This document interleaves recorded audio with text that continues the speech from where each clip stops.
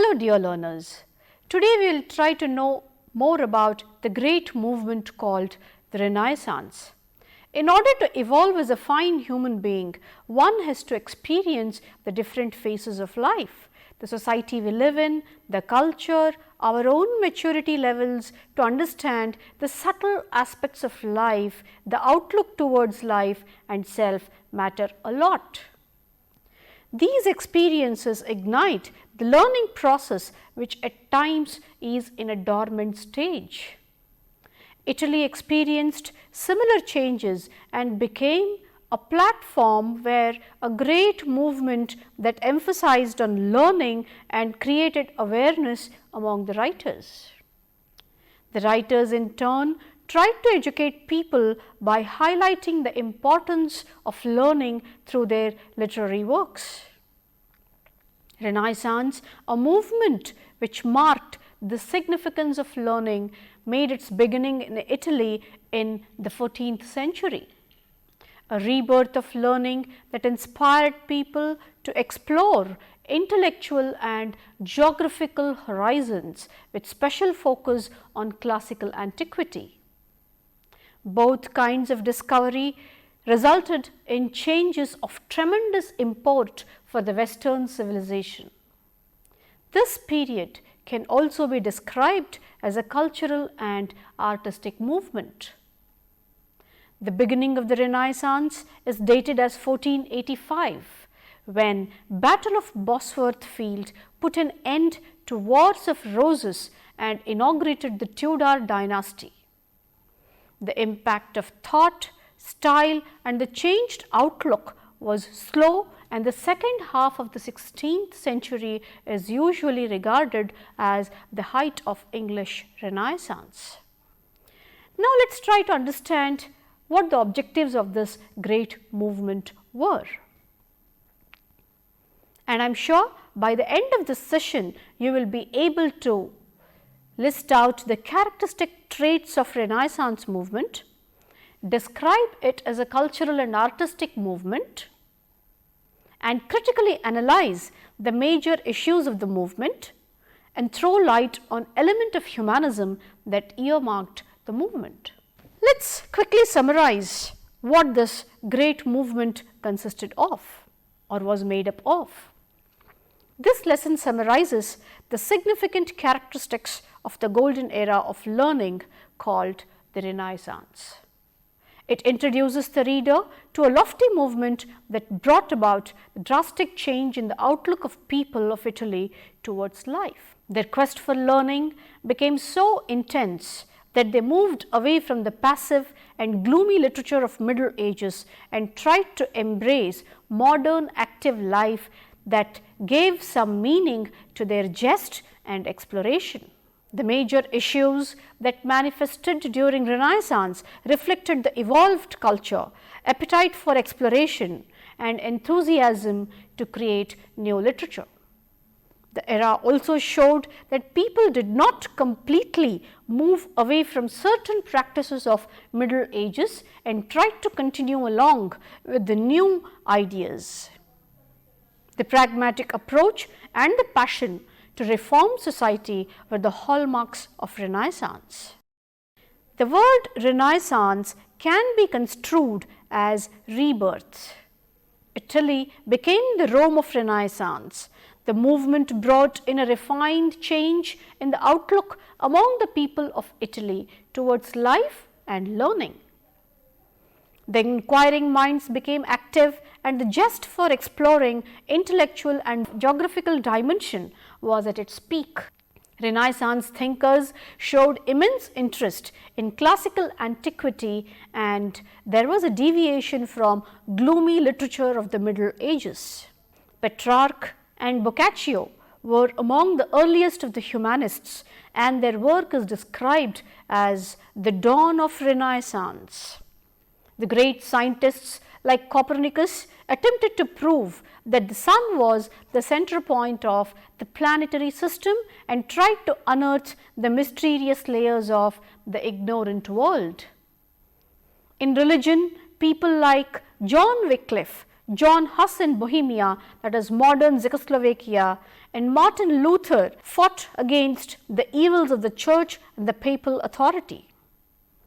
The Renaissance minds considered themselves as modern in their outlook and displayed characteristics such as inquiring, learning, and exploring. They disliked the negativity and gloominess that was spread through the writers of the Middle Ages. In order to understand different shades of Renaissance, we need to analyze 5 major interrelated issues. The study unfolds the different phases and contexts of the age and excites the learner to explore further, and I am sure you are all excited. And these 5 issues are: the first one, the Renaissance thinkers always gave utmost importance to classical antiquity and drifted away from the Middle Ages. But they moved on with one belief of the past, and that was the great chain of being. The second one was the significant political changes that impacted the society. Third one, introduction of a lofty movement called humanism. Creation of a platform for literary works, the literary doctrine of imitation. And fifth one, and the last one, a religious movement called Reformation. The thinkers of the movement introduced optimism that instilled hope and interest in people to live. They moved away from the negativity of the Middle Ages, which was predominant throughout. According to them, the Middle Ages were set in the middle of the 2 important historical periods, one that reflected classical antiquity and their own. Despite all the trials of disassociation from the gloominess of the Middle Ages, modern scholars have noted that extremely important continuities with the previous age still existed. Now, let us look into what the great chain of being means. Among all the significant connects or continuities with the classical period was the concept of the great chain of being. The very basis and essence of this concept was that every particle in the universe is divinely placed, and these were placed according to a hierarchy that graded different objects, both animate and inanimate. The division started with metals at the bottom, 4 elements: earth, water, air and fire. The vegetative class like trees, flowers, etc. climbed the ladder first.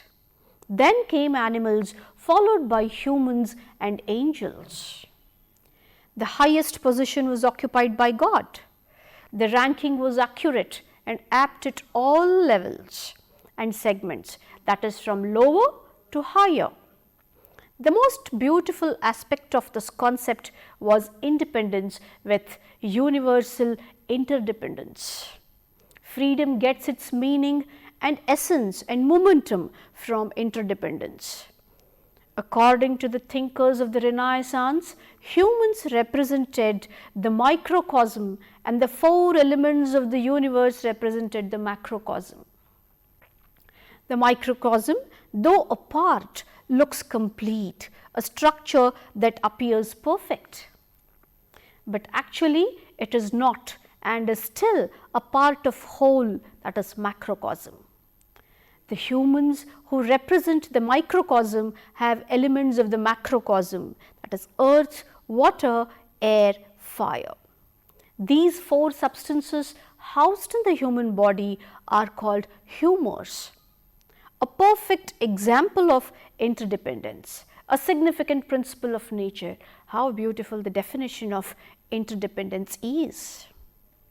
This hierarchy was termed as universal orderliness. When this orderliness is disturbed, there is an imbalanced pattern in human thoughts, actions and deeds. Some noted examples are immortal characters of Shakespeare like King Lear and his lunacy and the power-hungry Macbeth. There was a raging storm internally as external forces of nature exhibited imbalance. Though the writers of the Renaissance did try to showcase orderliness, through their writings, the theme of disorder did find way, making it evident that the Renaissance movement did experience upheaval of traditional systems of hierarchy. According to the chain of being concept, all existing things are aptly positioned in the universe.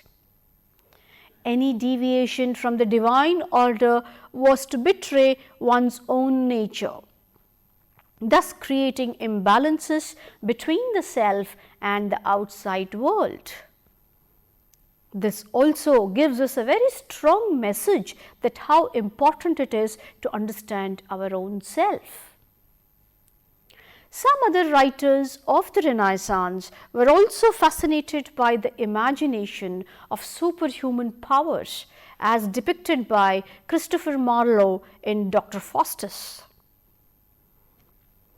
Works of this kind also indicate that they moved away from the rigid framework of an organized universe. The writers display the lofty human spirit or aspiration soaring high and unquenchable thirst for human powers.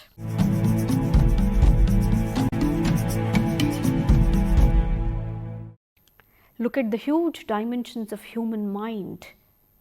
Though we possess it, we still don't understand the hidden powers of human mind. That's the beauty of divinity. Political implications of chain of being. What do you mean by this, or what do we understand by this? Though the writers and thinkers of the Renaissance were for orderliness of the universe, the fear of disorder was lurking in their minds. They were quite scared and they could ignore it as it has strong political outcomes. The very idea of deviating from the given position and place to rise in terms of power was useful to political rulers, for it helped to strengthen their authority. The inference was the great chain of being was broken.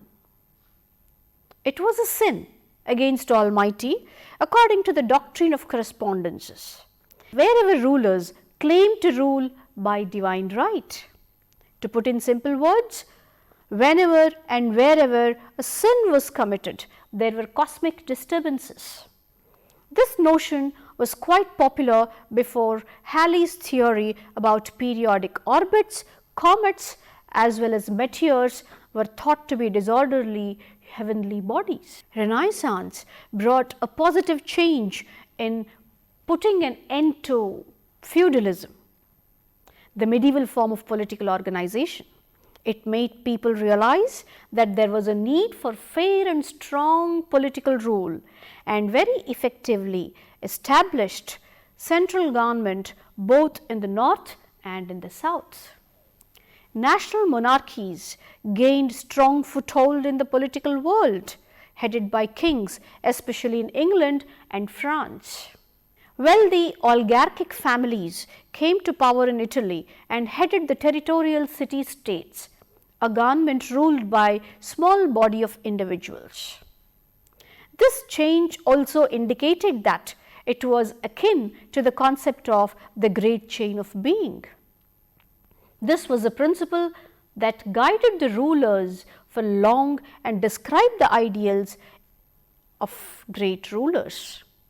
There were many other ideals and values that popularized the movement through the literary works of different writers of different creative ideas. But one signature movement that expressed the values of the Renaissance to its fullest was the movement known as humanism. This became the soul of Renaissance, which emphasized life in this world instead of matters pertaining to the otherworldly spiritual life associated with the Middle Ages.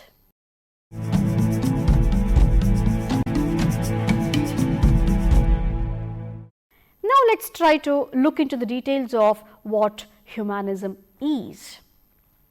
The notion of humanism dominated the thought process of writers of the Renaissance, and it became the driving force and the spirit of Renaissance. The movement focused on life in this world instead of on life beyond. Does it not sound interesting? Yes, it is, and mysterious also. The spiritual life associated with the Middle Ages did not convince the writers of the age. According to the terms used in the Renaissance itself, humanism represented a shift from the contemplative life to the active life. These two terms are very significant to understand the great movement of Renaissance. The movement gave utmost importance to the dignity of man and his expanded potential in this life. During the age of Renaissance, unlike the life of the Middle Ages, utmost importance was given to active life. Healthy association with society was highly acknowledged and appreciated. It was considered as a rich value. This applied to all areas of life, be it moral, political, military, or in any service to the state. Just observe how interestingly the changes were seen in that interesting age. Despite disassociation from the Middle Ages, there was a fine blend of traditional and new secular values. In fact, some of the most important humanists like Erasmus were churchmen. The values like personal achievement, thirst for knowledge, and personal aspiration were valued. We can quote Dr. Faustus as an example. The concept of the Renaissance man refers to an individual who, in addition to participating actively in the affairs of public life, possesses knowledge of skill in many subjects or areas. Another key concept of the Renaissance was the doctrine of imitation. This was the common thread that connected the Middle Ages and the movement of Renaissance. The word imitation can be understood in two different ways. One, inference was mirroring life, and the other, following the predecessors. There were certain universal themes which remained original. It was difficult for the writer to come up with something original. Utmost importance was given to originality. We as learners should remember that. And also the goal was not to create something new. The responsibility of the then writers was to translate the available works to explain the essence and moral vision of the past. The only way out was to imitate the great works and adapt them to Christian views and environment and present them to the readers. If one looks at the practice of imitation with optimism, it is clear that it has led to the revival of classical literature, classical genres, and significant literary forms. The emphasis was on satire and epic. These genres attracted both the writers and the readers' attention. Other genres which generated interest were comedy and tragedy derived from antiquity. Europe was enjoying its golden era that popularized its literature.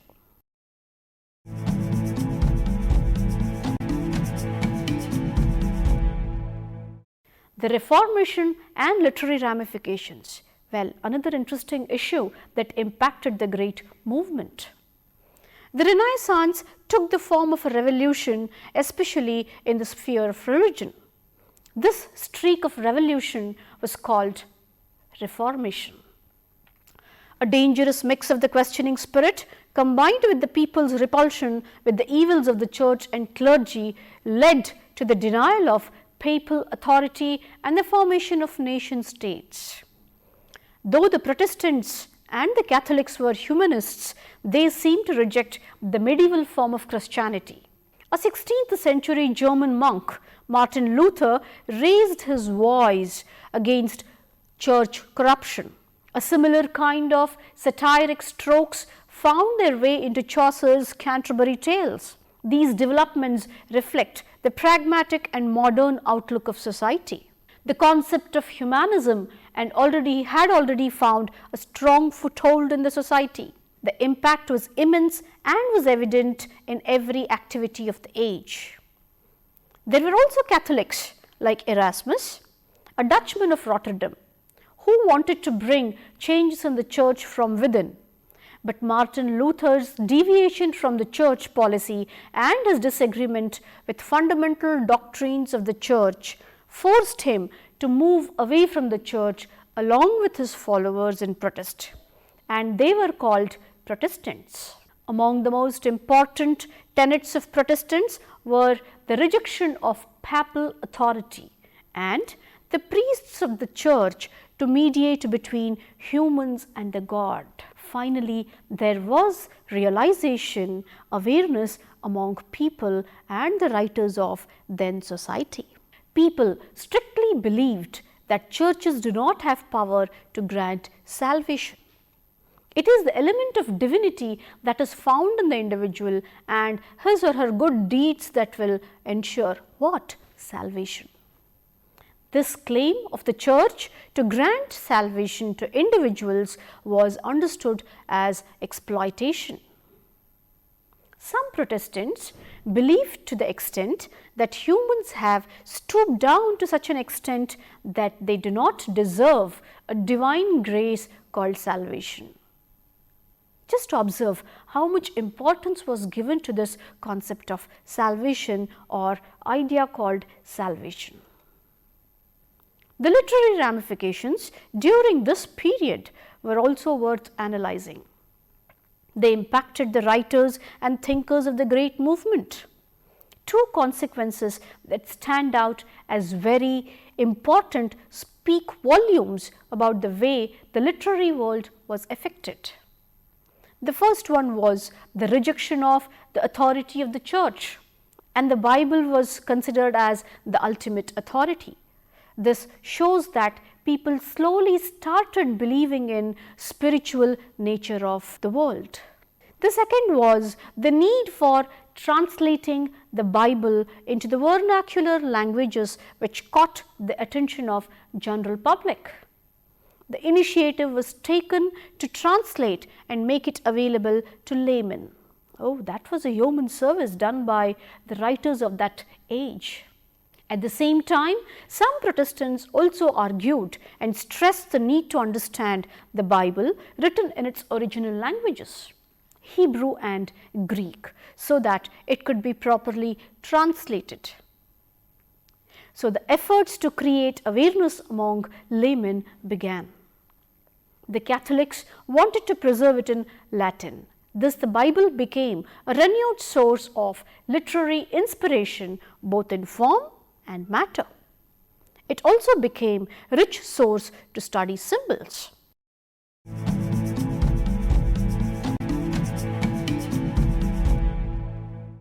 Now, let us see to what extent the writers of the Renaissance contributed to these great movement through their literary works. European literature that spread its roots in Italy is also termed as Renaissance literature. It made a beginning in the 14th century and spread across Europe in the 17th century.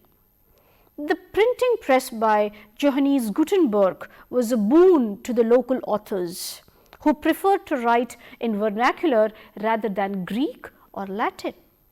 Use of vernacular languages attracted large number of people to reading, and this audience in turn promoted the ideas of Renaissance. The year 1557 celebrated the first fruits of Renaissance in the form of a famous collection of songs and sonnets by White and Surrey. They became a kind of role models for playwrights like Shakespeare and other contemporary writers.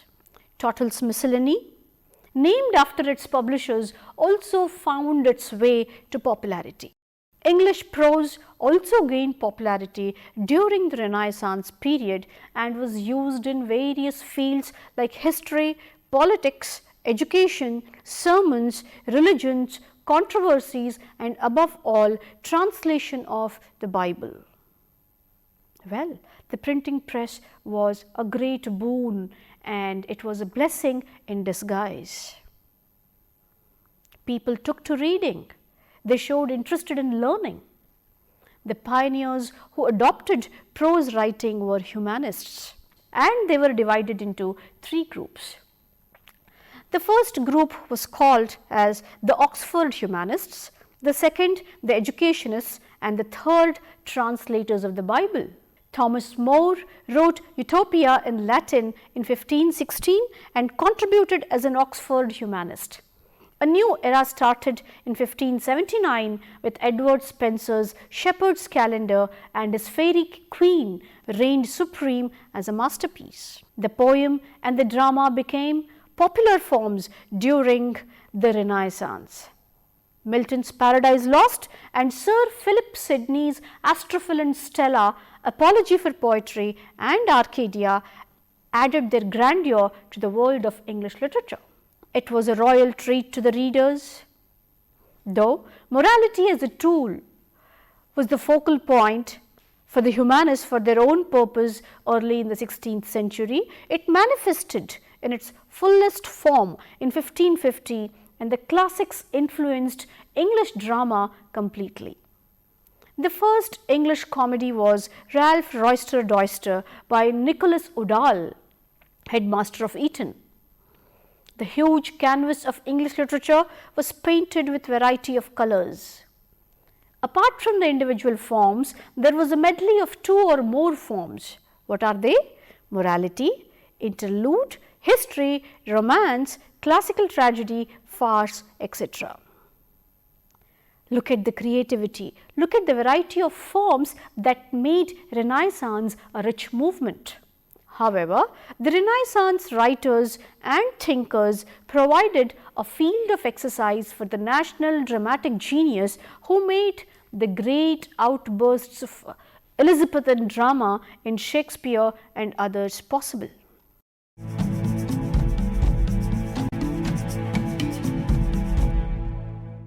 Now, let us conclude what we have learnt from this great movement called the Renaissance.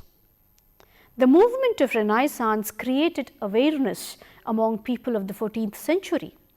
It made people realize that a modern and pragmatic outlook was necessary to evolve. They came up with their concept of modernism by disassociating themselves from the theories and perspectives of the Middle Ages. The writers and the thinkers of Renaissance made people realize that the churches were not responsible for their salvation, but reading the Holy Bible and their good deeds alone were responsible. The churches were instrumental only in providing the required ambience for spiritual practices. The movement of Renaissance led to Reformation. The revolutionary writers like Erasmus, Martin Luther, and John Wycliffe tried to curb corruption by fighting against the policies of the church. Look at the realization. The Christians, based on different argument and theories, formed two groups. What are they? Catholics and Protestants. The Renaissance thinkers and writers came with 5 major issues which instilled life into passive society. It was not confined to 14th century. The writers took care that the great knowledge should be passed on to the coming generations. The subtle blend was very much evident. It aided the Renaissance writers who later created the world of literature, which was an eternal platform for different writers of various genres. The major issues which caught the attention of the social and the literary world were the great chain of being, political implications of the chain of being. Third one was humanism, the doctrine of imitation, and the Reformation and literary ramifications. The intellectual dimensions explored included the orderliness and disorderliness of internal and external nature. The relevant themes and concepts manifested in various masterpieces of literature. Individual aspirations focused on active life and social participation, emphasis on life, in this world rather than the world beyond interested people. But the age also saw people who aspired for superhuman power and eternal thirst for learning. There was a quest to evolve as better humans, and the preferred channel to evolve learning was with a human touch. How beautiful and how learned the movement was, people were. The kind of contribution that was done by the great writers, I think as learners, we owe them a lot. We are indebted to these great writers forever. Thank you, and I hope you enjoyed the movement, the Great Renaissance.